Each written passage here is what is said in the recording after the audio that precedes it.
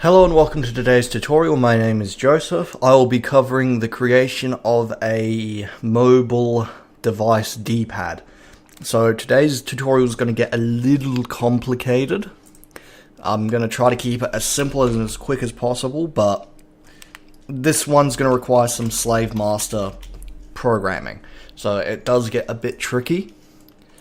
So the first thing I'm just going to do is quickly generate a sprite. Very easy. And eventually what I'll do is come back here. This is just going to be the hit mask. Hit mask. And we're going to see how it's programmed. It is a little involved as a warning, but it's definitely the easiest way to do it because I don't use virtual keys in Gamemaker. I don't like them. I don't like how they function. I prefer to do it this way. So I'm just going to create basically D-pad master. Nice and easy. And I'm just going to set the D-pad hit mask. Now the next thing I'm also going to do is create a object for D-pad button. So the way I do this is I use slave mastering and then I use universal scripting. So the idea is I'm going to have var click. Oh, sorry, I should call that button click, which will be held between just the master and the buttons. And all this is going to look at is when you click on it, it's going to look at, for example, left, right, up or down, and it will return it, and we'll use a string to actually verify the data. The next thing I'm going to do is var button. Because it's a one-way communication line, we don't have to be super specific with the master's information. We just have to be careful with the button's information. And I'll show you what I mean in a moment. So I'm going to go instance create. I've actually gone through about 3 different versions of this tutorial so far for your viewing pleasure. It's always fun in games, trying to come up with the most efficient way for you guys to actually do it. And again, these tutorials are not an infallible thing. Again, if you find a better way to do it, let me know. And again, I'm always happy to help, make suggestions. That's really what I enjoy doing at the moment on this YouTube channel. So what we're doing is var button ID. The ID is being basically creating a button, and then what we're going to do, and this is where you're most likely going to say, Joseph, you're doing it wrong. We can't push a value to a value that doesn't exist. So var button ID dot master.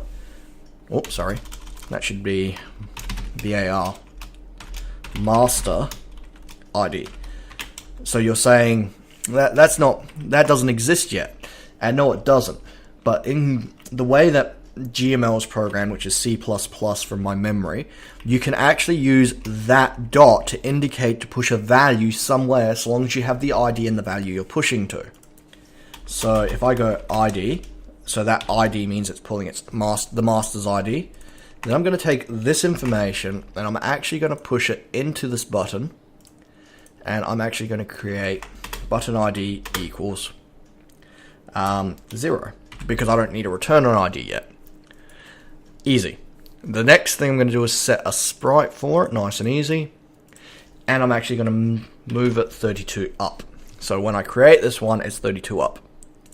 So if I do that, let's create a room, and let's see how badly I've broken it already. Hopefully not. Like I said, the next step of this is going to get a little complicated. As you can see, I've got 2 hit masks. And if I come back to here, it would just be a matter of me replicating this code and changing the 2 XY coordinates to the position I want the buttons to appear. So we've got that information. And then what I can do on the button now, and actually this is something I do need to do, is I've got the master ID and I need to actually go var button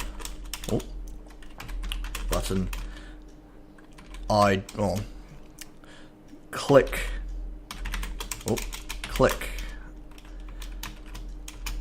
ID. So what that's going to do is that's going to be used later to then tell which button is which. So here I'm going to put another bit of information. Now because I know this is the up button, click ID is going to be equal to up. The word actually up. Now you can refine that to a number or whatever. I just use the word because it makes things very clear which button's doing what. So that button is now the up button. So when I come into here to do the programming, and again, because I don't use virtual keys in Gamemaker, I don't like how they're set up and I've never really found them that useful. The way I do it is a little bit different. So the way I do this is if, and remember this is being programmed for mobile, just because I'm using the computer and showing with the mouse, it's being programmed for mobile, so it should work on mobile. Also, the other thing I should clarify here is if you're holding, and this is where you have to be very careful about how you program things. You need to look at how the standards are. So you look at your PlayStation, your Xbox, the remotes, and how they're set up. Because normally mobile GUIs tend to reflect that and mirror. So normally on someone that's playing mobile that's got a joystick, you'd have that on the left and the D-pad would be on the right, for example. Which means the way Gamemaker manages button pressing is if I press with my left thumb on the screen, that's now input 1. If I press with my right thumb on the screen after my left thumb, that will become input 2. So the way this works is if I go, and I'll show you right now, device, and then basically I'm going to look for a click, which is perfectly fine. Nice and simple, mouse click. That's all it is. So it's device mouse click, which is the same as saying mouse click button. Same thing. And then the device is 0 because that's my input. So that would be my left thumb. So if I was to program for my right thumb, I'd say 1 because normally my left thumb would have already hit the screen by that time. But because I'm using a computer, it's 0. Next is MB left, which is the mouse click. Nice and easy. Close bracket. Double and, or the word and, is the same function. So double and then this is where we have to be a little bit inventive. So we can pull ID information off the actual coordinates, and I actually find you can create any shape button using this. So what I'm going to do is I'm going to look at instance, and the instance is position. Actually, let me double check that because I stuffed that up a few times now. I'm just going to quickly comment that out and let's quickly just double check and make sure I'm right. So I'm just putting that into a drawer event. So obviously fact checking as well is always important, and making sure you're using the right function for the job. Because I always get these two mixed up. I just want to double check to make sure I'm correct. And you guys can see some of my learning process. So you know that I'm not just following some random script. I actually create most of these off the top of my head. So normally they're pretty dynamic. So what I'm just saying there in that is that should tell me all IDs on screen. Let's see what it does. Because I could be wrong. Because it could be position. Okay. Oh, no. And let me move that to a better spot. I should have attached it to the mouse. I don't know why my Gamemaker keeps displaying white text for everything. I need to come up with a fix for that. I still haven't. I haven't even bothered to fix it. Okay. Now, let's see what ID my mouse is pulling. So, up in the corner, it should display at -4, which means I'm not on anything. If I hover over the master object, 000, and then 0002. So you can see it changes. So the way I utilize that, so I don't need that anymore, I just need to make sure it is position. Oh. Yeah, I can delete that. Lovely Bing noise.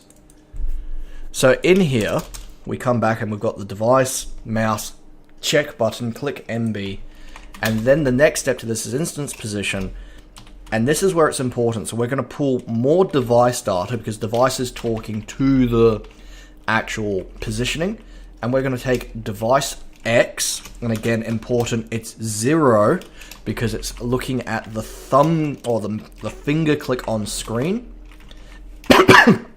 Excuse me. And Y 0. Nice and easy.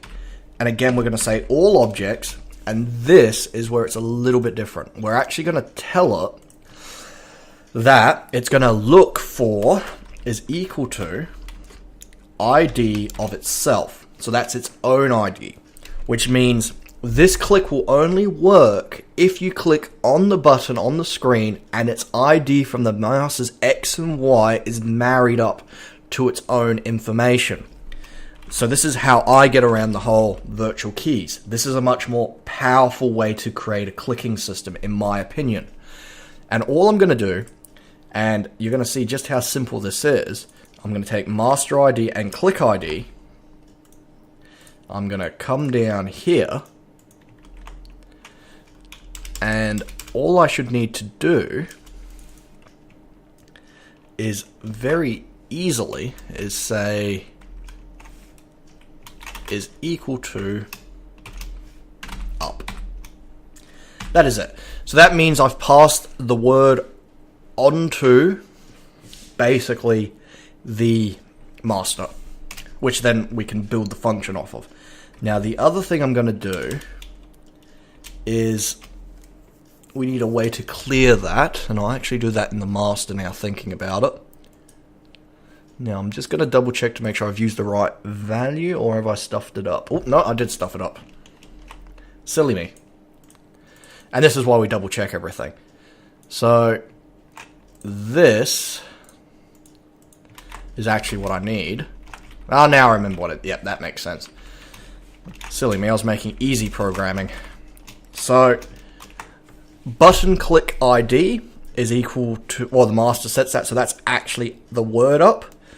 That's being passed to the master to inform it that you've clicked up. Easy.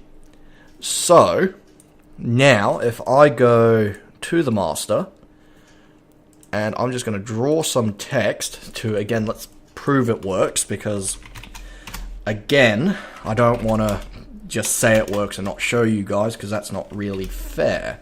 That's not why you're here. You actually want to see the thing functioning correctly, because that's the whole point of this. So if I do this, I come across to here, button click. Now I run it. So what should happen is if I click anywhere on the screen, it should not activate at all. Again, I could be wrong. Again, I don't know why. Oh, okay. So you can see nothing's happening. That's the master. Oh.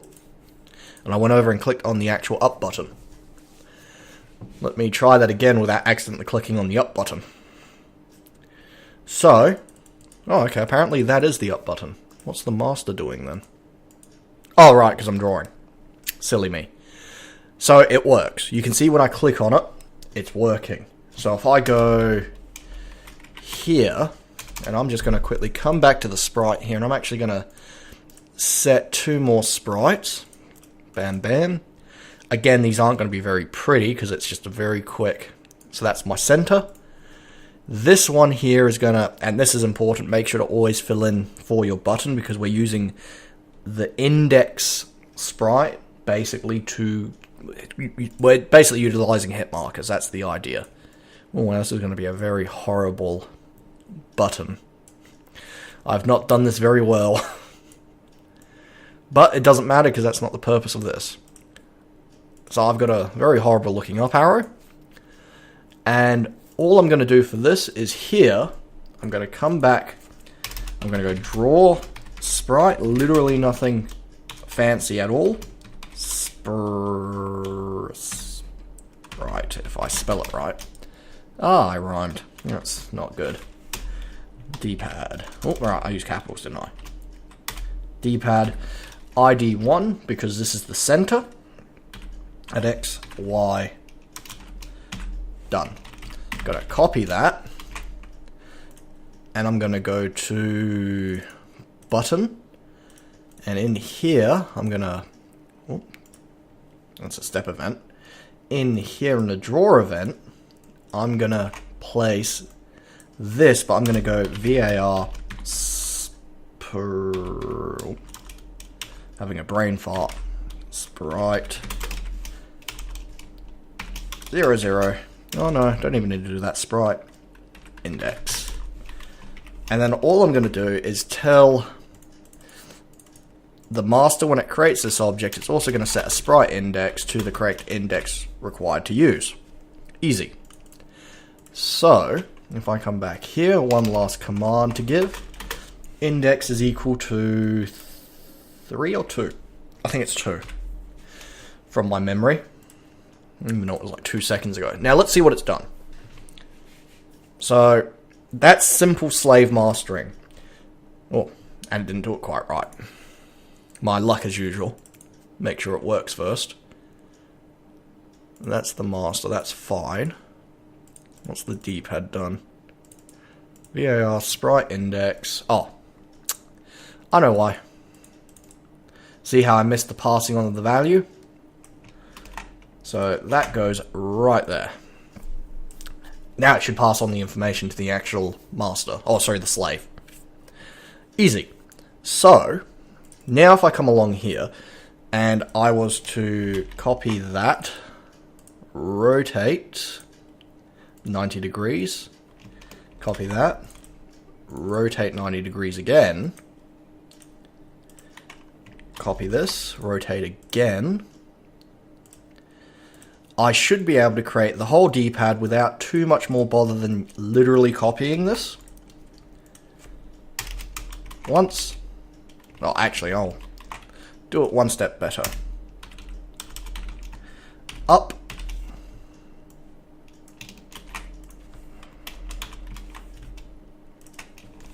Right.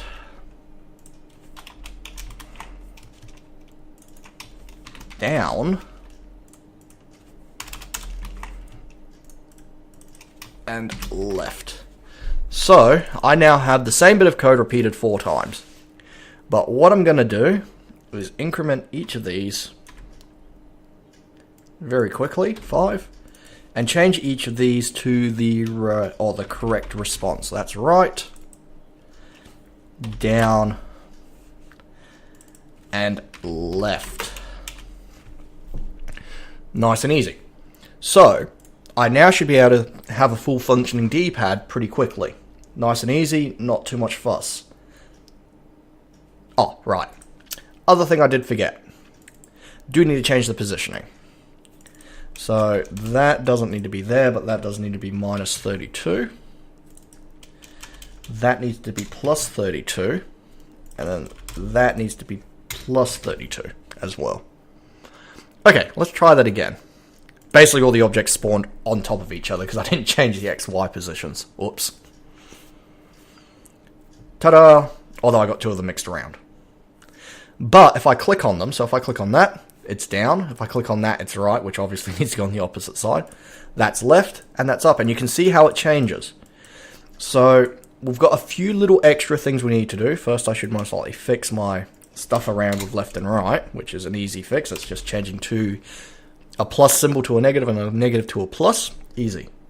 So the other thing now we need to do is in the step event, we need to make sure that whatever's happening, this function is continuously cleared. Because so long as I hold down on the D-pad, it will be affected. Or it should be affected. Which means the moment I release, the step event will clear. To prove I'm right. So, you can see, the moment my finger comes off, it stops. Now, you're going to ask, okay, how do we affect the player? Player is easy. Because once we have all that, everything else stems off the actual master. So I'm just going to go player. And for this one, I'm just going to do a very simple move, like left, right, up, down. Just so you guys get the idea of what the purpose of this was. So, center the player. Player object is there. Call him player. Like so. Nothing more fancy than that. What would be the easiest way? The easiest way to be use the D-pad as the master to control the player. But what I'll do is I'm actually going to move it one step further. Should I set it as a global? No, we'll do it the fancy way. Oh, no. Set it as a global. So all I'm going to do is in player here. All the player's going to do is global. Now you guys should know how globals work. It's pretty simple stuff. It just means it's a value that's passed through everything. Global move. That's all it is. Global move is equal to nothing. And all I'm going to do is take global move, plug it into my D-pad. In the step event, global move is going to be exactly equal to whatever the VAR button click is doing, which then relates back to the 4 buttons. Easy. So, here, what I'm going to do... Oh, no, sorry. That's not going to get us very far, is it? In the step event, I'm basically going to say, in here... Oh, that's my phone. In here, all I'm going to say is if global move is equal to... Oh, equal to up, it's just going to move up. And again, down is down, left is left. And I'll show you what I mean. Sorry, I'm just making sure my phone is not going to go off again. Down. This one is right. And left. So, again, I'm just going to use the simple function. So, up is y take, equal take 2. And down's obviously the reverse of that. Oops, sorry, I think I've done that the wrong way around. I always get those mixed around too. And then down is that. Right is basically plus equals 2. And then x is minus equals 2. That's all it should be. So now, when I put the player object in, so if this was your mobile game, I'm just going to move my D-pad over into the corner here, roughly where you kind of keep your D-pad, and we'll see what happens. And obviously this is just a very simplification of the process. You can make it more fancy. Oh, hey, look, I broke it. Now, I think I broke it, and I was worried about this, is if it's continuously clearing itself. Let me just prove that. So, what I was worried about, I didn't want to say, but if the button is continuously clearing itself, let me just clear that out. The player should now move. Should. Unless if it's something wrong with the global. There we go. So as you can see, it actually does function. But what's happening is because this is continuously being cleared, I'm pretty sure... And this is where, again, if you ever taken a coding class, they do talk about how the language is read. If I do that, that might work. Otherwise, I need to build a function just to cover that. No, see? So... the reason that works is if you press the button, press up, right? It then goes to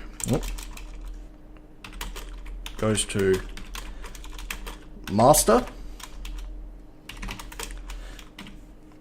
Then master sends to player. Then it clears. So basically, if I put this, which is this value here, above the function sending, it's going to clear it before it sends it. So we always have to just be careful how we organize the script. So in principle, what's happening is you're pressing the button, or pressing up, for example. It's going to the master is then forwarding it to the player, and then it's clearing it and waiting for the press to repeat. So it just repeats. But if we do it the other way around, you can see it actually breaks. So that's all I'm going to cover in today's tutorial. If you would like to see an expanded version of this for making prettier GUIs around the buttons and that, let me know in the comments. Again, reviews are always appreciated. Leave a like, and if you like what I've made, subscribe, share, all the usual what people do. Again, have a lovely day. Thank you for the view. See you later.